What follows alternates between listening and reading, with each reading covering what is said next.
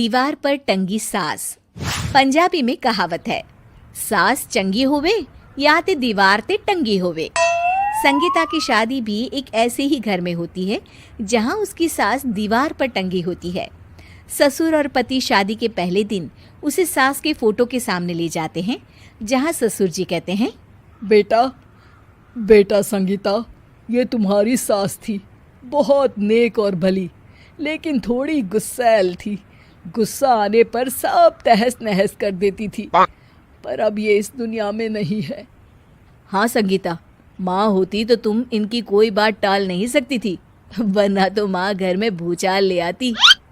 संगीता मन में खुश होती है कि अच्छा है कि ऐसी औरत अब इस घर में नहीं है, लेकिन दिखावे के लिए वो जैसे ही सास की फोटो के सामने हाथ जोड़कर खड़ी होती है, ये क्या?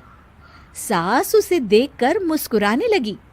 संगीता आंखों को मलकर एक बार फिर से देखती है, लेकिन फिर सास के चेहरे का भाव, भंगिमा यानी एक्सप्रेशन बिल्कुल बदले होते हैं।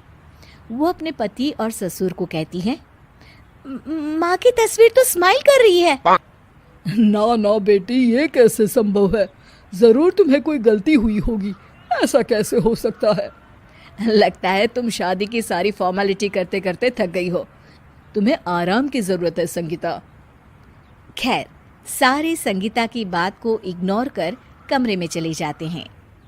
वैसे सास की फोटो पर एक्सप्रेशन एक के बाद एक बदलते ही रहते हैं। सुबह होती है, पति और ससुर को काम पर भेजकर संगीता कमरे की सफाई करने में लग जाती है कि तभी उसे आवाज आती है, टेबल ठीक से साफ करो। ऐसे भी कोई टेबल साफ करता है? इससे अच्छा तो ये गंदा ही था।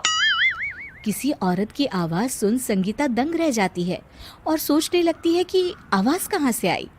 आवाज को नजरअंदाज कर वो फिर से अपना काम करना शुरू करती है, लेकिन इस बार तो आवाज बिल्कुल उसके कान के पास से आती है। मेरा घर है ये, जब तक मैं थी चमका कर रखती थी, हर एक चीज शीशे की तरह थी। तुम्हें तो ना सफाई आती है ना कुछ पता है। क्यों तुम्हें मेरे घर की जिम्मेदारी दे दी गई है? पता नहीं तुम में मेरे बेटे को क्या दिखाई दिया। मैं होती तो एक से बढ़कर एक लड़कियों की लाइन लगा देती।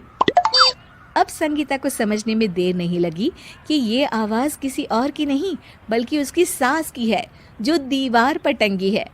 वो उसके पास जाती है और कहती है, नमस्ते सासू माँ, मुझे तो कल ही लग रहा था कि दीवार में कुछ काला है। वो दीवार नहीं, दाल होती है पगली। सही पकड़े हैं सासू माँ। तो क्या हो गया आपको जो आप यहाँ भी चैन से नहीं बैठी हैं? सुना मैंने आपका व्यवहार काफी गुस्से वाला था। चुप रह तू, ज्यादा बकर बकर ना कर। घर का काम करना तो आता नहीं, आई है मुझसे बहस करने। हाँ देखिए सासू माँ, मैं आपसे साफ साफ कह देती हूँ, मुझसे पंगा लेने की कोशिश मत करिएगा। तभी पीछे से संगीता का पति आता है। अरे संगीता, किससे बात कर रही हो? कौन है वहाँ? संगीता की सास की फोटो फिर से पहले जैसी हो जाती है। आपकी माँ से कह रही थी कि मुझे काम करना आता। अरे संगीता, माना सास के ताने हर बहू को अच्छे लगते हैं, लेकिन यहाँ तो माँ है ही नहीं, तुम तो फोटो से ही। तुम भी लाजवाब हो संगीता। किसी को विश्वास नहीं होता कि संगीता अपनी मरी हुई सास की फोटो से बात करती है। वहीं आए दिन संगीता की सास संगीता को किसी न किसी बात पर आते जाते ताने देती। संगीता को भी अब सास के तानों और उनसे बात करने की आदत हो गई। वो कभी खानदान की कहानी तो कभी तीज त्योहार कैसे मनाए या किसी व्यंजन की रेसिपी सास से ही पूछती। सारा दिन घर में अकेली संगीता की सास अब उसके लिए तानों के साथ पक्की साथी की तरह भी रहने लगी थी, जो किसी और को नहीं बल्कि संगीता को ही सुनाई देती।